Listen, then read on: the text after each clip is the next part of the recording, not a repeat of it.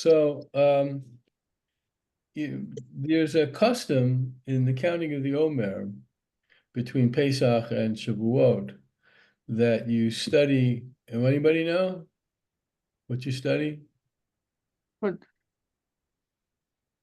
I probably know, but I can't contextualize it. Well, it's not contextualizing. It's a Pirkei Avot. There are 6 chapters in 7 weeks. Oh, right. Okay. You study a chapter a week.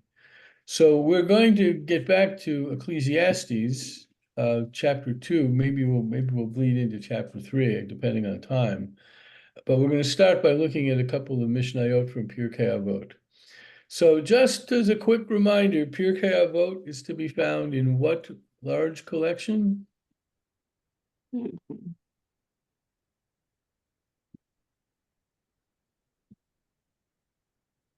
I am Pirkei very Avot muddle-headed. part of what large collection? 2nd century, Rabbi Yehuda Hanasi, Oh, 6 sections. The yeah. Mishnah. The The Mishnah. Mishnah? The The Mishnah. Mishnah? Mishnah. That's no. I mean, Yeah. this is not the first time I've told this. I've mentioned this. And Christine, I've mentioned this about 100 times in our bar and bat I mitzvah. did say Mishnah, but very quietly because I wasn't sure. Um, and there are 6 sections in the Mishnah.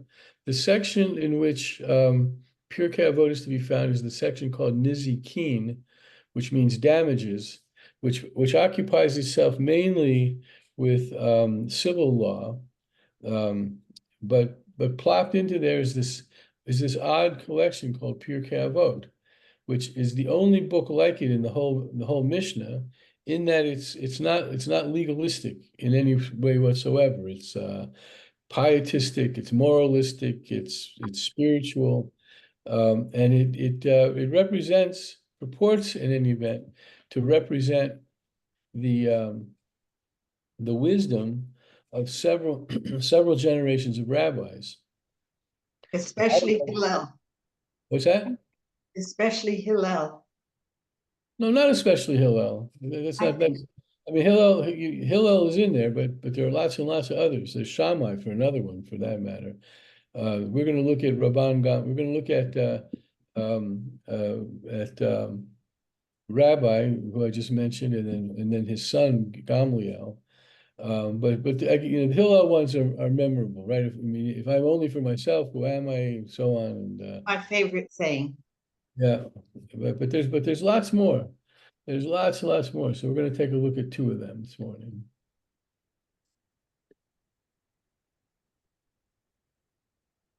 Uh,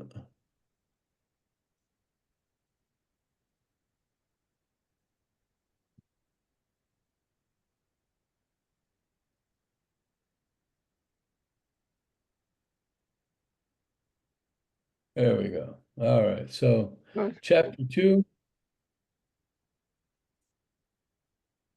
Rabbi Omer, Ezo hi derech yishara sheyavor lo ha'adam.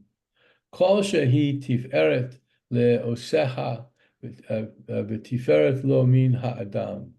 Vevei zahir b'mitzvah kala chamura. We'll stop right there in the Hebrew.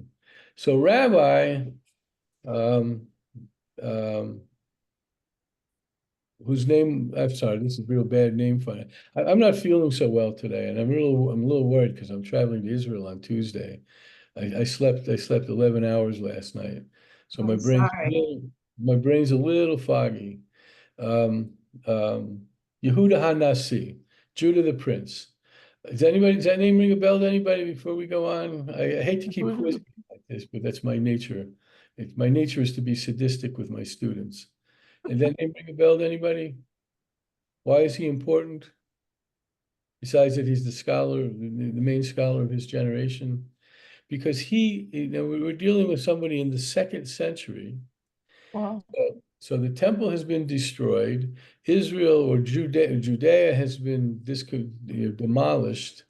And yet there is a relationship continuing between Rome and the Jews. And that job is occupied by Yehuda HaNasi. He's the liaison between the Romans and the Jews, in of course what remains of Judea.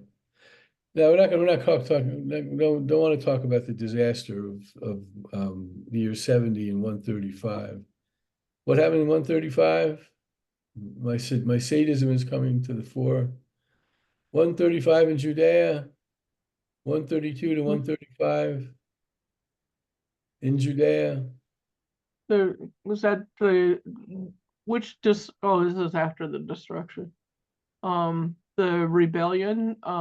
This is the rebellion led by Shimon Bar Kokhba, which scholars that I read seem to agree this was a very bad idea. The Jews had some initial success because they caught the Romans with their pants down. So they fought a kind of a guerrilla war, the Jews did, and they had some, like I say, initial success. But the Romans, like the Americans in our day, were not to be defeated simply by having, by having Pearl Harbor. This was the Romans' Pearl Harbor. So what did they do? They sent out a telegram to all the Roman troops as far away as England, and they filled Judea with Roman troops, and they crushed the rebellion because they far outnumbered the Jews, and that was the end. That was the end of Judea. Jews were killed by the thousands, sent into slavery by the thousands, and there was very little political activity left. Not totally, of course, but there was very little. But that's all not so terribly relevant to what Rabbi Yehuda Nasi is saying here. What is the straight path that a man should choose for himself? One which is an honor to the person adopting it, and on account of which honor accrues to him from others. Rabbi said, which is the straight path that a man should choose for himself? That's the question. The answer, one which is an honor to the person adopting it, and on account of which honor accrues to him from others. What's Rabbi saying? Now note, by the way, he was such an honored individual, he was given the name Rabbi, right? There were lots of other rabbis, but it's like if I was living in Los Angeles and I was a gadol of the generation, I was a great person, and they called me Rabbi, and everybody knew they were referring to Cohen. That's what it is here. When you say Rabbi, everybody knows who you're referring to, even though it's just his title. So what's he saying? Hi, Christine. You should not do something to see what the reaction is of others, but you should do the right thing. And if it is something which resonates with others, they will accrue honor to you, but you don't go after the crowd. Anybody else? I like that. That's pretty good. Anybody else? I think you should act honorably so people will honor you and you can honor them yourself by what you do. But what's the condition? I mean, I think Christine hit it, but it's worth emphasizing. I think it's not to embarrass the person. Can you enlarge on that a little bit? I'm sorry? Can you enlarge on that a bit? Yeah, there are ways of delivering compliments. They can be so effusive that they're embarrassing. They can be really backhanded, so it's actually sarcasm that's coming at you and criticism. I think the rabbi is saying that when you honor someone, it's an actual skill. Oh yeah, that's nice. It's an actual skill. So not only are you honoring him, um, others, because of what you said, others will honor him also, hopefully in the same manner. Uh-huh. All right. I like both of those. All three of those. Can you make the font a little bigger? The what? The font? The font? I think I can. Okay. Oh, that's much better. Very- Well, thank you. You got to ask me this, folks, because on my screen it's large enough. So I'm happy to do it for you. All right, so that now remember the next one is we have to remind ourselves that this is a world in which the mitzvot are taken very seriously. And be careful with a light commandment as with a grave one, for you did not know the reward for the fulfillment of the commandments. Also reckon the loss that may be sustained through the fulfillment of a commandment against the reward accruing thereby, and the gain that may be obtained through the committing of a transgression against the loss entailed thereby. And I guess that's getting a little legalistic. It's a little legalistic. So let me read it again. I'm really most interested in the very first part, maybe because that's the part I understand. But let's see how it flies. Be careful with a light commandment, as with a grave one. So is that clear what that means? What's an example of a light commandment? Thou shalt not steal. No, I don't think that's a light one at Not all. lie. Seems to be Well, a bottom line. I was putting it up against thou shalt not murder. Oh, Oh, I you mean would say, the 613? right. I would Talking say, about 613, not the 10. right. I would say, mixing wool and flax. Yeah, that's a light. The light commandment over and against. We're using your example, Jane. Do Yeah. not steal. All right. So, and I love this wool and flax thing. It's called shotnez. I bring it up frequently enough because it's really, I find it really amusing. It's, you can't wear garments that have a combination of those two kinds of cloth. And there are laboratories. There's Shotnez laboratories. If you get a coat, from Bloomingdale's, and you're nervous about the composition of it, you send it off to the Shotnez lab, and they'll study it and tell you if it in fact is a mixture of those things. So in any event, he's saying, Is he don't. saying Let to me finish treat this. all commandments equally? Let me finish my sentence, please. Oh, okay, sorry. He's saying that you don't say, well, this one's not so important as this one. Well, I'm not going to murder or steal, but I like this coat, and it appears to be made of wool and flax, and I'm not sending it off to a shotnez lab, and blah blah, and so on and so on. Now, Jane, what were you saying? I was just asking, is he implying or saying that we should treat all commandments equally with the same gravity because we don't know the rewards attached? It seems to me that's very transactional. Exactly. Well, what's wrong with transactional? Ah, that way lies Trump.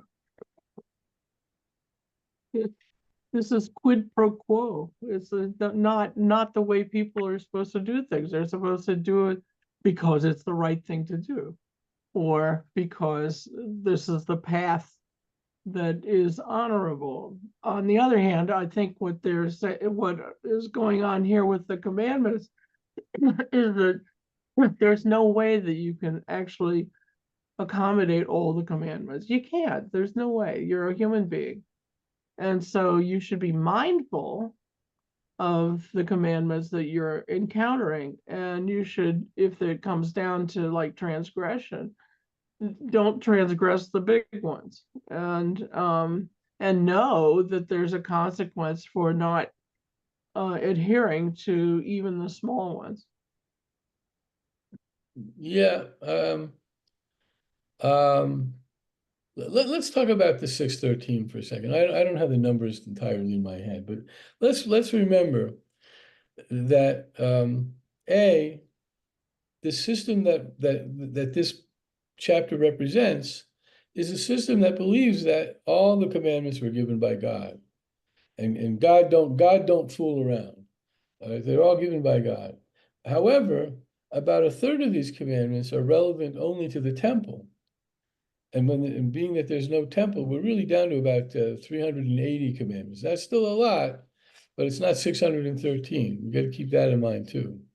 And we got to also keep in mind, and I don't participate in this system, but I understand it a little bit, that this represents a system in which these mitzvot are all taken pretty seriously. Why else would there be Shatnez labs? I mean, go to the New York Post, which is an Orthodox newspaper, and look in the want ads, and you'll see advertisements for Shatnez labs.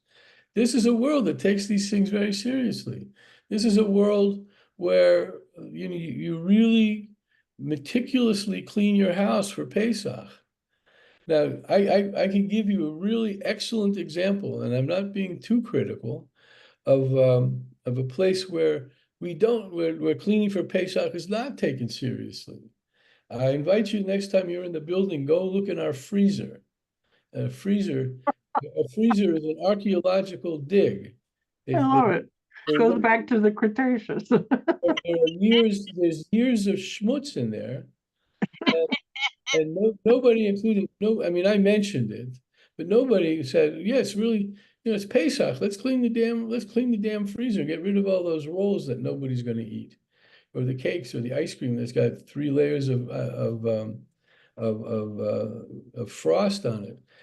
And so, I mean, of course, this is a particular issue, but a world where people really clean their house for Pesach obsessively, and a place where you send your garment off to be tested to see if it's got wool and flax combined, that's a world we don't understand, but it's a world. And they take all 380 mitzvot very seriously. I can testify to that from personal experience. Let's see how we're doing with time, because I don't want to spend too much time and lose Kohelet. So apply your mind to 3 things, and you will not come into the clutches of sin. Know what there is above you, an eye that sees, an ear that hears, and all your deeds are written in a book. Now, I don't know if this is the origin of that story that we frighteningly tell our kids on the eve of Rosh Hashanah, but this is certainly one example of it.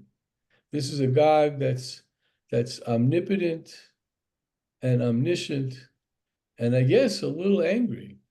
This guy's not going to let you get away with that coat. And God looks down at the Temple Bethel refrigerator and goes, "Oh, yeah. What am I going to do with those people when I meet them up here?" But this is I mean, there's lots and lots and lots of wonderful elements in Pirkei Avot, and then there's this. Well, this represents a view that I don't. I mean, if anybody among this class shares this view, please say so. It's not something. Well, it's not a view that's held by any Jewish philosopher. I think I can say that safely. No Jewish philosopher, which Orthodox or liberal, holds to this view. Maimonides, for instance, the great exemplar of Jewish thought, does not think this way. But Rabbi Yehuda Nasi apparently does. Anybody else? The Macaulay, I think it was, that said the measure, well, I'll use the language of the time. The measure of a man's true character is what he would do if he knew he would never be found out.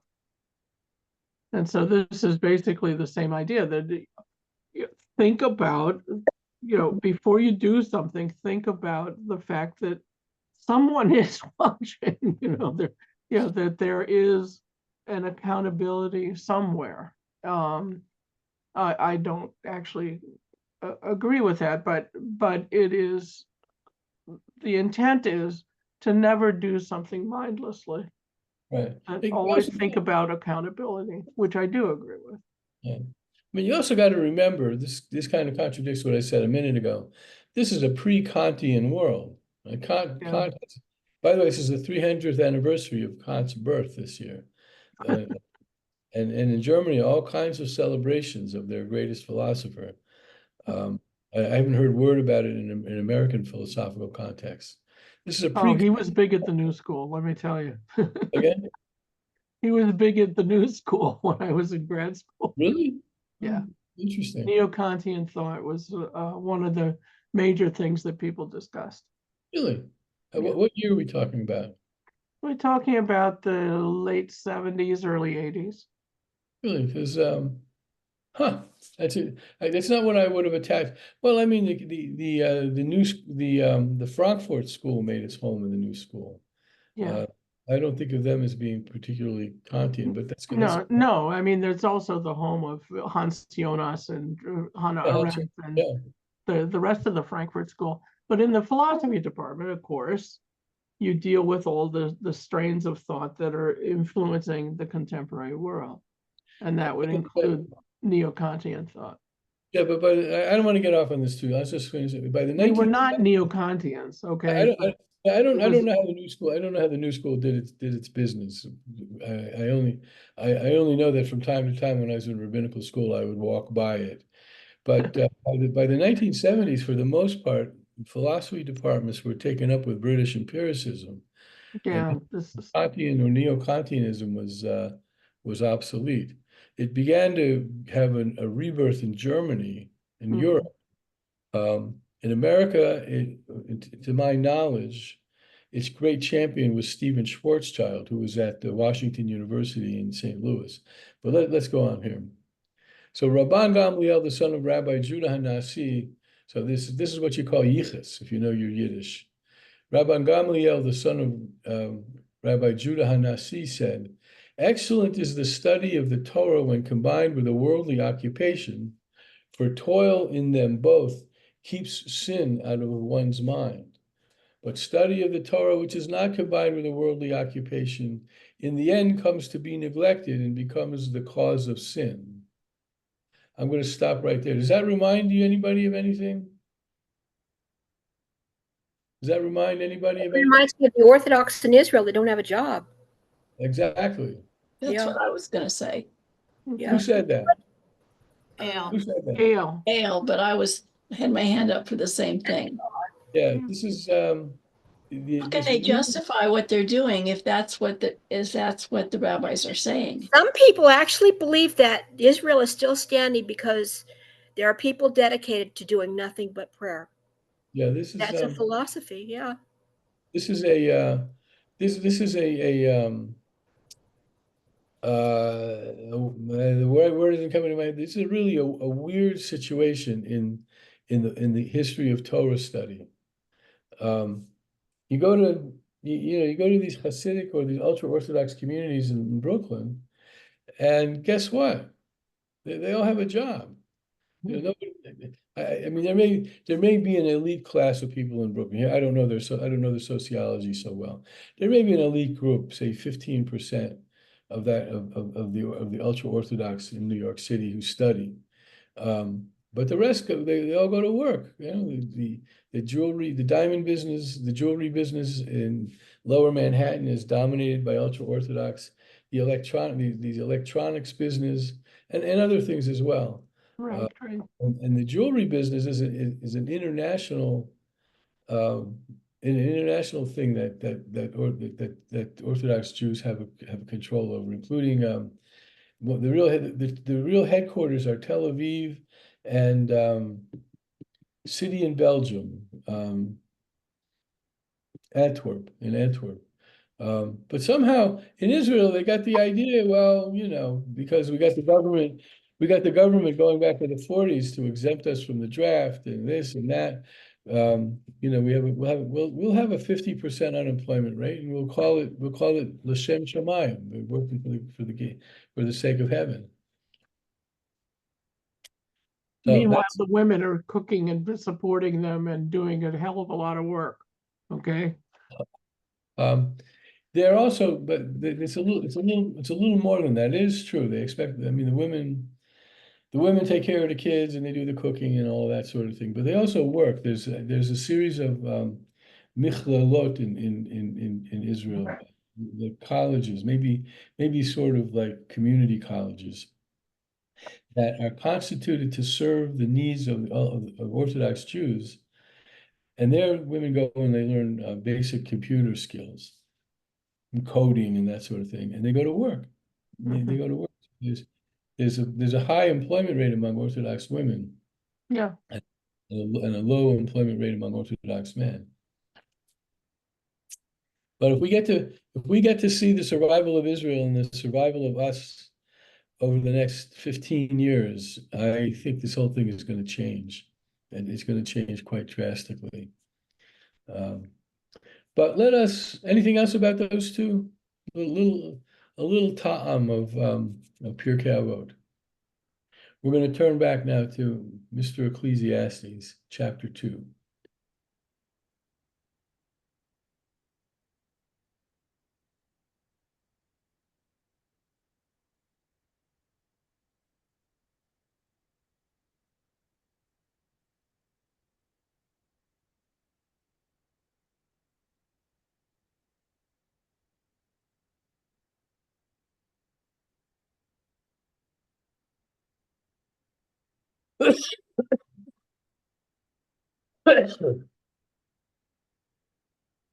Not rude.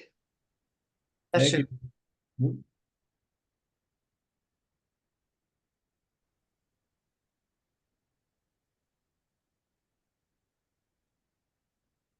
I'm coming. Don't worry. Got a little confused for just a second.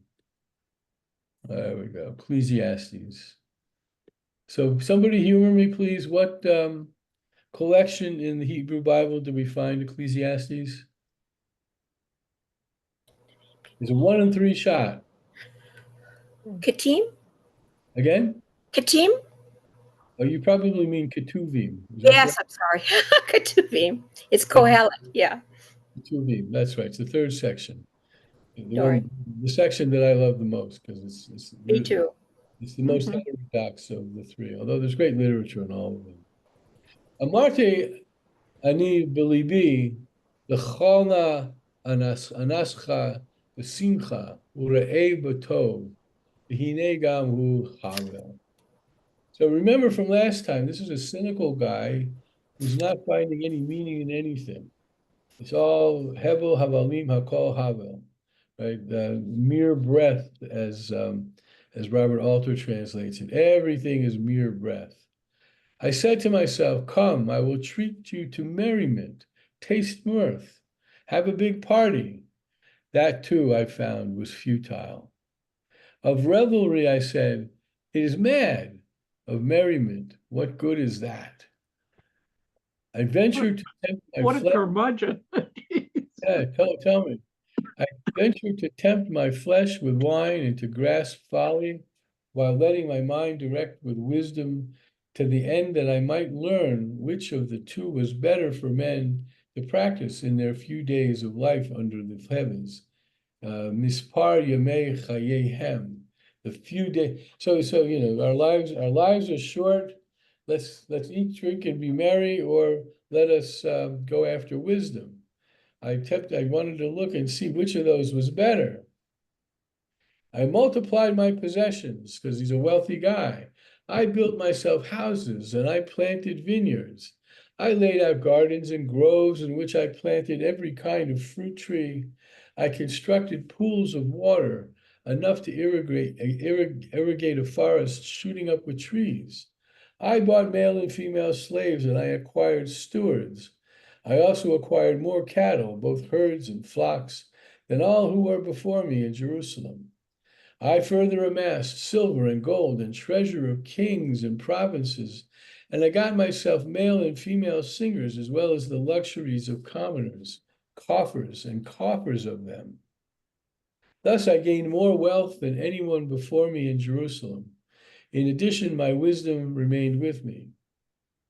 I withheld my eyes from nothing they asked for, and denied myself no enjoyment. Rather, I got enjoyment out of all my wealth, and that was all I got out of my wealth. Then my thoughts turned to all the fortune my hands had built up, to the wealth I had acquired and won, and oh, it was all futile and pursuit of wind. There was no real value under the sun. For what will the man be like who will succeed, the one who was ruling over what was built up long ago? My thoughts also turned to appraising wisdom and madness and folly. I found that wisdom is superior to folly, as light is superior to darkness. A wise man has his eyes in his head, whereas a fool walks in darkness. But I also realized the same fate awaits them both. So I reflected, the fate of the fool is also destined for me. To what advantage then have I been wise? And I came to the conclusion that that too was futile, because the wise man, just like the fool, is not remembered forever. For as the succeeding days roll by, both are forgotten. Alas, the wise man dies just like the fool. And so I loathe life, for I was distressed by all that goes on under the sun, because everything is futile and a pursuit of wind. There's more here, so I'm going to read one more pasuk. So too I loathed all the wealth that I was gaining under the sun, for I shall leave it to the man who will succeed me. And who knows whether he will be wise or foolish, and he will control the wealth that I gained by toil and wisdom under the sun. That too is futile. So we read 19 verses. He sounds So very suicidal, doesn't he? He well, sounds, maybe, but why do you think he's suicidal? because nothing gives him any pleasure. There's no joy in his life. There's no, there's no enjoyment of anything he's doing or has. And he's under the illusion that all of his amassing of things was due to himself rather than the people that he acquired. Plus, he's going to give it to somebody when he passes, and that person's going to maybe just die too or whatever, And who knows, if I give my wealth to my, I got no kids, so I give it to my, ne'er-do-well nephew, Joey. How do I know what Joey's going to do with all my wealth? Maybe he'll squander it. Maybe he'll go to Vegas and buy, We'll call my ne'er-do-well nephew Donald. Maybe he'll go to Vegas and buy a hotel and it'll go bankrupt. But that's the side of that's the materialistic side, which I think we could dispute. I mean, I have to say, if I had the money for, well, my dream is an apartment in Jerusalem. If I had the money for an apartment in Jerusalem, how would I feel about that in terms of Mr. Kohelet? Mr. Kohelet says, you can have as many houses as you want, as many places as you want. It's all futile. It's all futile. I think the answer is in chapter 3:11. It's the whole book is a comparison of the temporal and the eternal. And in 3:11 he says he's shown us the eternity, but he hasn't shown us the end. So everything that he's talking about is temporal. So whether it's good or bad or pleasurable, unpleasurable, it's meaningless in comparison to eternity. And we are the only being that God has shown eternity to, has put our mind to it. Trying to think of the Hebrew word that's so unique. So let's hold off on that. We may not get to it till next time, but oh well, I'm looking forward to it. Because let's get through this chapter. But in terms of the word you're using, temporal, this is all about our temporal existence, or is it? I mean, Mr. Ecclesiastes is not a Platonist. Probably never heard of Plato. Because for Plato, wisdom is not temporal, right? No. Acquiring wisdom is the acquisition of greater and greater moments of eternity. The person, this is more about medieval philosophy than Platonism, but medieval philosophy is heavily influenced by Platonism. And that there becomes this distinction, very important distinction, between who I am materially and who I am intellectually, in terms of the wisdom that I've acquired over the years. But so far, whatever it is he's saying about wisdom, what's the point of wisdom in what we've read so far? Christine. He's trying to make wisdom have a utility, which is completely missing the point. That it's not about efficaciousness or what you can do with it or anything else. It is a way of being in the world and considering, you know, who and what you are doing vis-a-vis becoming a better person. And the whole thing, that's futile, because he's measuring it against nothing. He's measuring it against materiality. Uh-huh. Yeah, I don't know. He didn't bring up any of the good deeds that he might have done in life. Only That's the true. wealth, only his possessions. But he Exactly. never mentions that he did this good deed or that good deed. Yeah, so let's see what he says about wisdom. I'm maybe skipping over things, but wisdom is superior to folly. Sheyesh yitron l'chokhmah min hasichlut, sichalut. So wisdom is light in comparison to darkness. Wise man has eyes in his head, whereas a fool walks in darkness. But I also realize the same fate awaits them both. So I'm not seeing any utilitarian, so far anyway, any utilitarian application to the word wisdom. But he's saying it's useless because he said, I came to the conclusion that too was futile because you are a corporeal being and you are mortal. Right. But that misses the point of why one tries to become wise, because of one's interactions with others, as Sandy pointed out, that we don't see any of his interactions of others other than having power over others. Yeah, there's no you don't see a moral quality to wisdom here. Now we have limited evidence, so we can't say for sure. Oh, Melissa, what Good kind morning. Sorry, I was late. I think one of the reasons is that everything he was doing, both in terms of acquisition of goods, but also in terms of doing good deeds or gaining knowledge, was solely to glorify himself. That he determined, this is something we talked about quite a bit in conversion class. And there was actually like a YouTube video or a cartoon that was like everything was vanity. Everything was because he was vain. And so he was doing it for self adulation and not for any other benefit. And that at some point he realized it wasn't making him very happy. Yeah, but where do you see that in this text? Oh, okay. Fair enough. I'm creating my own midrash. Well, that's perfectly allowable, as you know. I can't see that. I think I agree with the rabbi. I don't think it's there. And I think we have to just look at right in the face and see what he's getting at, which comes in a later chapter. That ultimately you can have all good deeds and wisdom and all those things, but can you remember the wisdom of your great grandfather?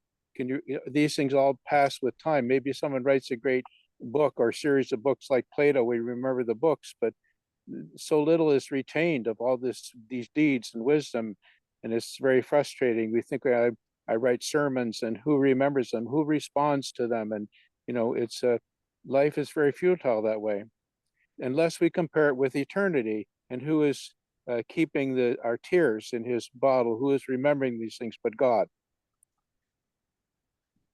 or my connection with God. Yeah, Exactly. Yeah. I do suggest that we withhold judgment on this until the next chapter or two. But right here, what I'm hearing him saying is, I'm wise and I'm rich, and I know wise people and I know rich people, and we all die. We all die. And who remembers us, 50 years down the road? I remember studying this with my friend Eitan a couple years ago. And Eitan's a few years older than I am. And he was actually having some health troubles at that point. And he saw the Grim Reaper over the horizon, which it feels as if Solomon or Ecclesiastes is in a similar situation. He's looking back on his life. I built palaces and houses and slaves, and I hired a vegan chef because I became a vegan, and I had all of these great attributes or advantages. And here I am, I got cancer, or my bunions hurt, or I can't remember who Yehuda Hanasi was when I tried to teach it in class. And we're all headed that way. And who's going to remember us? Who's going to remember us? I had the occasion recently to perform 2 funerals, one of a congregant and one of somebody. They needed somebody to go to the military funeral, the military cemetery, and in the case of the local one, the son came, the deceased had a girlfriend and she came, and that was it. And so so who's going to remember this guy now? The question, of course, we're sort of not asking the right question, maybe, in bringing all this up. Right. Does it matter? Does it matter that 80 years down the road, Phil Cohen is going to be? No, it doesn't No, matter. It That's doesn't the matter. point. What matters don't is what you care. do when you're alive. Exactly. I don't care who remembers me 80 years from now. I care that I do the right thing to put in motion Thank you.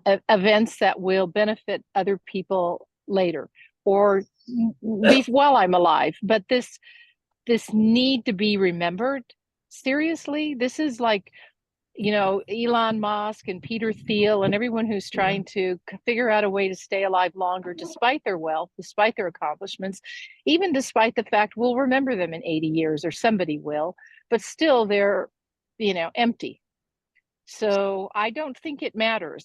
I think if you do bad things, it will matter, because there will be bad that comes of it. And hopefully by doing what's right, good will come of it. And that is the point, not whether or not someone remembers us. It would be nice, but I don't think it's the essential. I think I hate to say this, but I see it as a very male attribute in many respects. And I'm just my opinion. We won't find that in Torah, perhaps, but I think the point here is, you're supposed to do what's right because it's right, not because you're going to have adulation later on. This actually gets back. This was unintentional. This gets back to the Mishnah of Pirkei Avot a little bit. Yes. You do what's right. Period. And that's the post-Kantian world in which we live. You do what's right, irrespective of a number of things, including consequences. Jane, nice to see your hand up. Yeah. Okay. This whole remembrance thing is just our way of coping with the finality of death. We have absolutely no idea what comes after we die. That might be it. This little thing, this little life on earth may be just what we have. I mean, I look at these verses, and my reaction to every verse is so. You have one life to live where you're conscious of it, or that we understand. We only understand that we're conscious in this life. We have absolutely no other knowledge, no other wisdom. So I agree with the previous speakers. It's what you make of this life. I think people have children for the real wrong reason, because they want to be remembered. some story will be told about great-great-grandfather. That's very nice, but it doesn't bring us back to life, and it doesn't make this life that we're living any better or any worse. Oh, and I also have one other thing to say, Rabbi, when we were talking about God writing everything down in a book. I believe that God will come into the modern world, and that when we die, he doesn't go to the book anymore. I'm a firm belief that they just stream your life for you. They put you on Netflix, they put your life on Netflix, they show you the high points and the low points. This is the modern way. Have you Don't been? need to keep a book of deeds anymore. You get a 3-minute TikTok. sequel- the center of the sequel to my novel, my second novel, which is in progress, slow progress, but it's in progress, is that a woman has invented, she has a corporation which has invented the ability to completely reconstruct dead people as best as they can, based on all the collection of every bit of material that the person leaves behind. So the main character is called to go visit. He's invited to go visit Gershom Scholem. Gershom Scholem was an important Jewish. There's his caricature. Wow. Look at those ears. He's Looks like Yoda. Looks like a Ferengi. he's the great inventor, or not the inventor, developer of the whole field of Jewish mysticism. He really and so the character Nick goes to visit Gershom Scholem, and he's in his apartment in this building in downtown Manhattan. And Gershom Scholem, thinks that there is somebody out there murdering the memories of dead Jews. And while this happens, Gershom Scholem, like the wicked witch of the West in The Wizard of Oz, just disappears. And so the mystery that Nick has to solve is who's out there killing the memories of all these dead Jews. Why are they doing it, and how do you stop it, and all of that. So I maybe I'll throw in a Netflix reference as I'm writing this. That would be sort of, maybe Netflix is. More than welcome. You're more than welcome.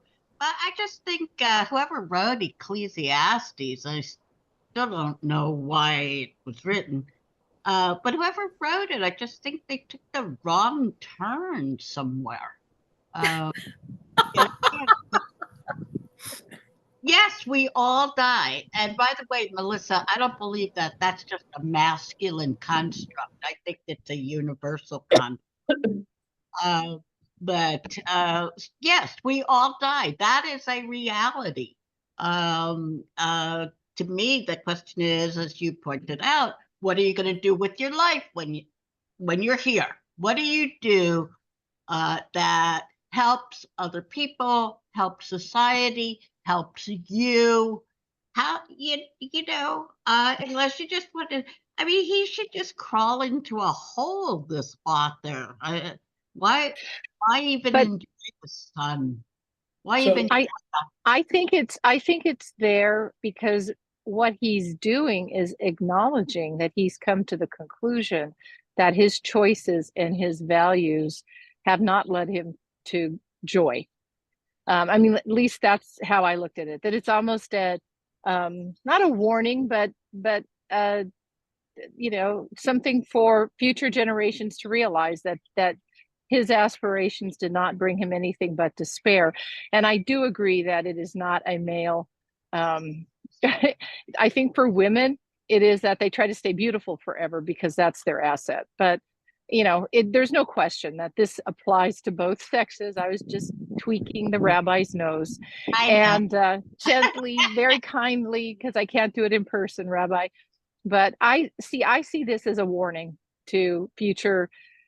I mean, because nothing has changed in man's motives and aspirations over the last 2,000 years. I mean, we have not evolved much.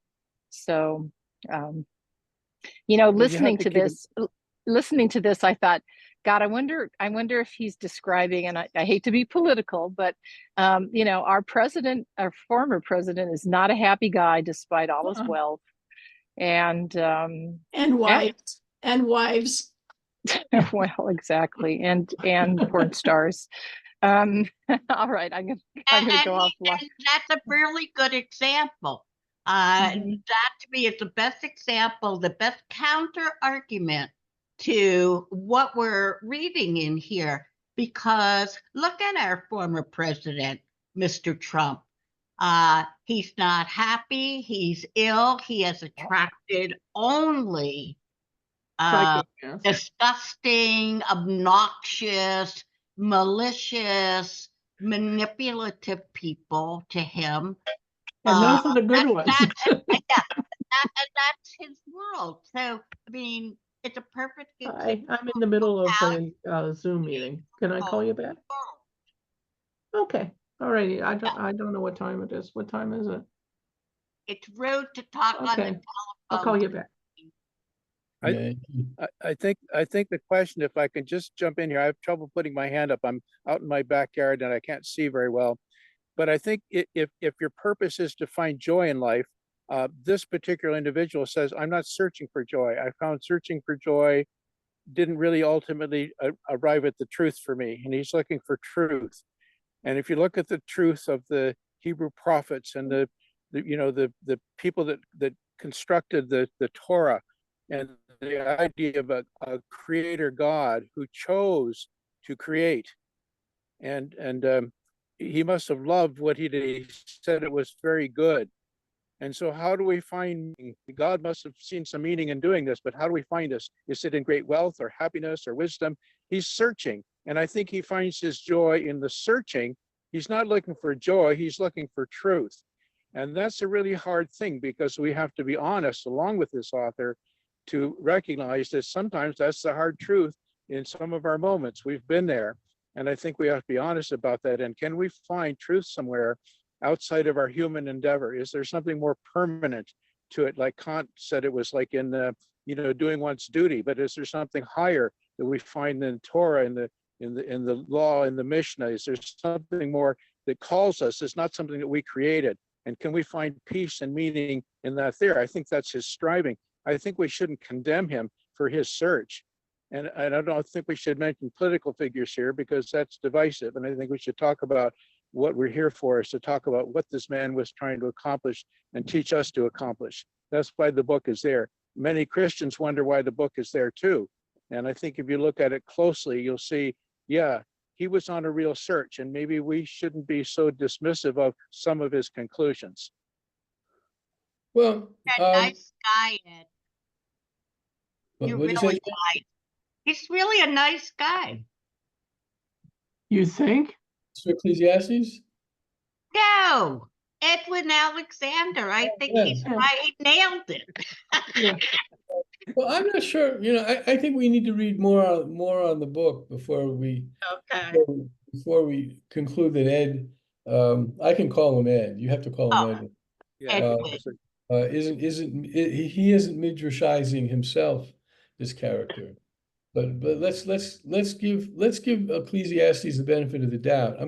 I said at the beginning, Yes. I'm not feeling all that well.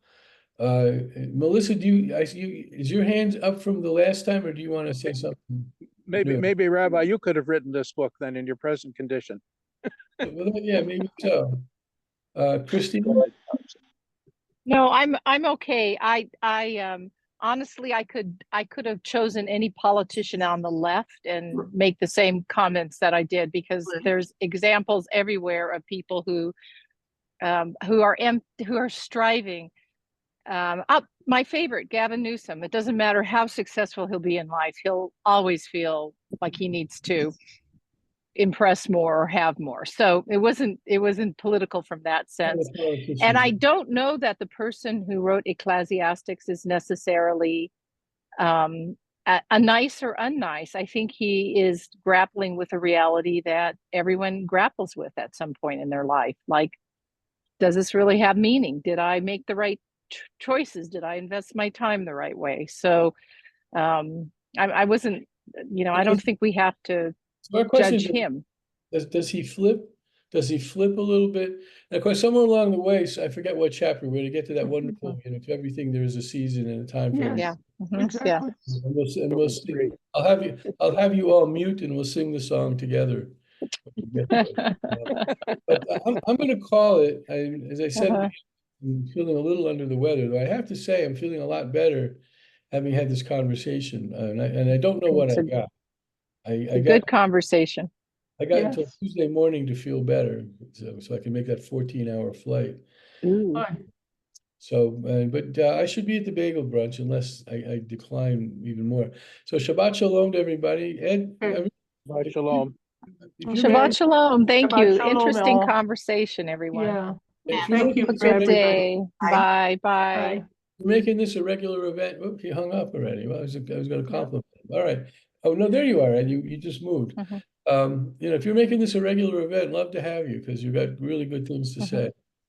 I love listening. I love searching for the truth, and I bless you for that. Oh, Ed and good. I are both in the backyard working and studying Torah. Excellent. Amen. Who are you, Ed? I missed the beginning. I'm sorry. Well, I had a Bible study at this church I was at, and invited Mhm. in Hamilton. I invited Rabbi to come and speak about the sacrifice of Isaac, and he Mhm. spoke beautifully. After the class, he invited me that he should teach me more Hebrew. I knew a little bit, and I said, I don't have time to go to a class. I'll bring a class. So there was 4 of us that studied under him, and I've gone on to teach others Hebrew, and so I've kept that with the rabbi. It was a fruitful relationship, and I like his style and I like his openness, and so we've kept in touch. And I gave him some money to go to Israel, and then he put me on your list there, and here I am. And so I You're enjoy the someplace openness that's of the discussion. you're somewhere sunny. Where are Where you? where Yeah, because it's Well, cloudy I'm on here. Manitoulin Island, which is a kind of middle way up the big province of Ontario, way north of Toronto, about 6 hours. Very My nice. wife Very has a nice. place Yeah. there. Well, the So, but wonders of Zoom. yeah, my internet here is very poor, so I'm on my Mhm. phone. It's the sun is in my eyes, but it's Mm. finally turned really nice spring here, so I'll be a Yep, little more looks clear next beautiful. time. Yeah, you too. Shabbat God, shalom. Thank you. Bye Shabbat bye. shalom, everyone. Shabbat Shabbat shalom. Shalom. Everyone. Bye. Bye, Bye-bye. Ruth. Feel better, Bye, Rabbi. Christine. Bye. Bye, Jane. I Feel I hope better. come tomorrow, you ladies, to the brunch. We'll There's see no you. traffic on Sunday. Yeah. See you later. Good.